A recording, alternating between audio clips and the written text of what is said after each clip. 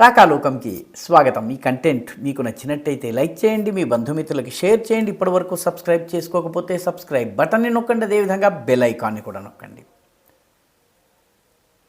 Donald Trump America దేశాధ్యక్షుడైన తరువాత గజగజ చలిజ్వరం వచ్చినట్టు వణికిపోతున్న దేశం ఏది?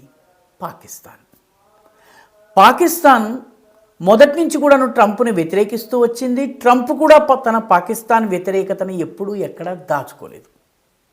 దీంతో ఇప్పుడు కవరప్ చేసుకునే ప్రయత్నంలో ముఖ్యంగా తన దేశంలో ఉన్నటువంటి ప్రజలను మభ్యపెట్టి ఏదో తాము చాలా ముఖ్యమైనటువంటి దేశమని, అమెరికా తమని గుర్తించిందని, డొనాల్డ్ ట్రంప్ తమను ఆహ్వానించాడని చెప్పుకునేందుకు పాకిస్తాన్ ప్రభుత్వం పడరాని పాట్లు పడుతుంది. ఈ ప్రయత్నాల్లో భాగంగా పాకిస్తాన్ ప్రభుత్వం చెప్పింది, ఒక ప్రకటన జారీ చేసి చెప్పింది ఏంటంటే, విదేశ వ్యవహారాల మంత్రి బిలావల్ భుట్టో, అదేవిధంగా పాకిస్తాన్ హోంమంత్రి అయినటువంటి మొహసిన్ నఖ్వీ, వీళ్ళిద్దరూ డొనాల్డ్ ట్రంప్ యొక్క పదవీ ప్రమాణ స్వీకారానికి అతిథులుగా వెళ్తున్నారు. పెద్ద ఎత్తున మీడియాలో ప్రచారం జరిగింది. పాకిస్తానీ మీడియాలో దీనిపైన చాలా చర్చ జరిగింది. అయితే వాస్తవం ఏమిటి?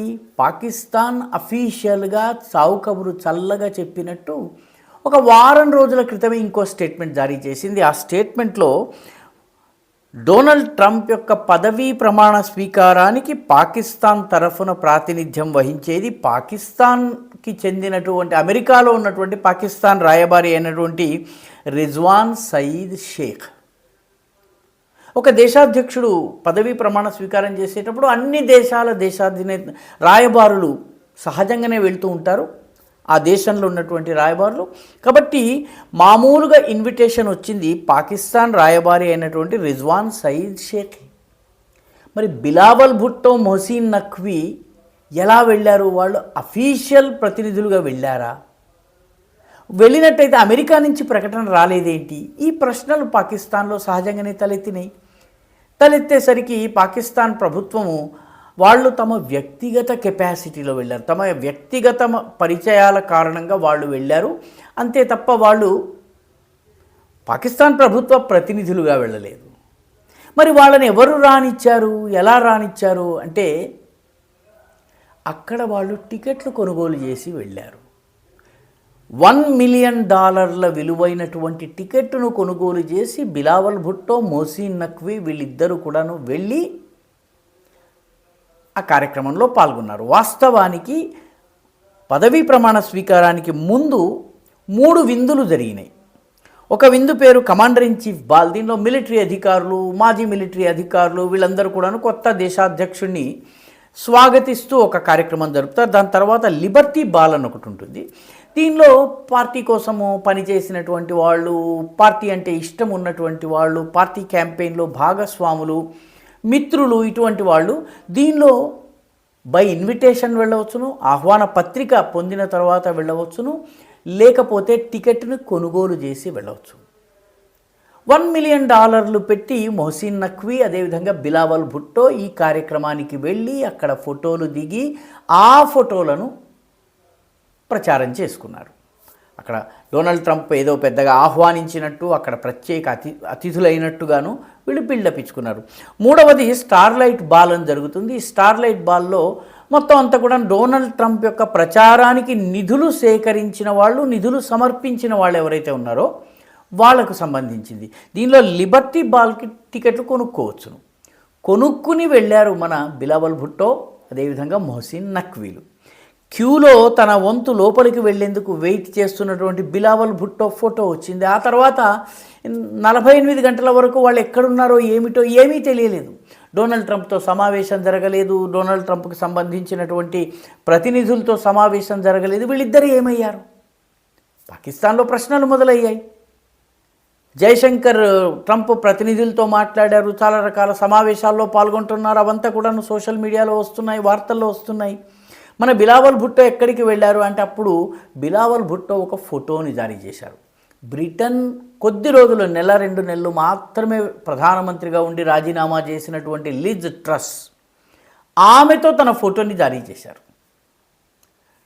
అంటే కొద్ది నెలలు మాత్రమే ఇంగ్లాండ్కి ప్రధానమంత్రిగా ఉన్నటువంటి మాజీ ప్రధానితో ఉన్నటువంటి ఫోటోని జారీ చేశారు. దీంతో ఆహ్వానము లేదు, టికెట్ కొనుక్కుని వెళ్ళినా కూడా అక్కడ పట్టించుకునే వాళ్ళు ఎవరు లేరు, అక్కడ పలకరించిన వాళ్ళు ఎవరు లేరు అన్నటువంటి విషయము బట్టబయలైపోయింది. ఇప్పుడు మొహసిన్ నఖ్వీ నోరు మెదపటం లేదు, బిలావల్ భుట్టో కూడా నోరు మెదపటం లేదు. వీళ్ళందరూ చాలదన్నట్టు పాకిస్తాన్ ప్రధానమంత్రి షహబాజ్ షరీఫ్ కూడాను ఏమీ తక్కువ తినలేదు. ఆయన ట్విట్టర్ ద్వారా డొనాల్డ్ ట్రంప్కి అభినందనలు పంపించారు. సహజము, అందరూ దేశాధినేతలు పంపుతారు, అందులో ఇబ్బంది ఏమీ లేదు. కానీ సమస్య ఏమిటంటే పాకిస్తాన్ ట్విట్టర్ని బ్యాన్ చేసింది. జాతీయ భద్రతకు ప్రమాదం అన్న పేరిట ట్విట్టర్ని బ్యాన్ చేసి ఆ ట్విట్టర్ని VPN ద్వారా, ఎందుకంటే పాకిస్తాన్ ఇంటర్నెట్ ద్వారా ట్విట్టర్ దొరకదు, VPN ద్వారా మాత్రమే మనం ట్విట్టర్ని యాక్సెస్ చేసుకోగలము. కాబట్టి షెబాజ్ షరీఫ్ VPN ద్వారా ట్విట్టర్ని యాక్సెస్ చేసుకుని ఉండాలి, తద్వారా ఆయన అభినందనలు పంపించారు. కాబట్టి ట్విట్టర్ని ఇల్లీగల్గా యాక్సెస్ చేసి వాడేటటువంటి పాకిస్తానీలకు శిక్ష పడుతుంది. ఆ నియమం పెట్టిందే షెబాజ్ షరీఫ్ ప్రభుత్వం. తాను పెట్టిన నియమాన్ని తానే ఉల్లంఘించి ట్విట్టర్ ద్వారా అభినందనలు పంపేటప్పటికి ఇప్పుడు పాకిస్తానీ సోషల్ మీడియా యూజర్స్ అందరూ కూడాను షెబాజ్ షరీఫ్ మీద దుమ్మెత్తిపోస్తున్నారు, ఆయనతో ఒక ఆట ఆడేసుకుంటున్నారు. వ్యంగ్య బాణాలు, విమర్శలు, మీమ్స్, ఇంక అసలు వాటికి అంతులేని పరిస్థితి. మొత్తం మీద డొనాల్డ్ ట్రంప్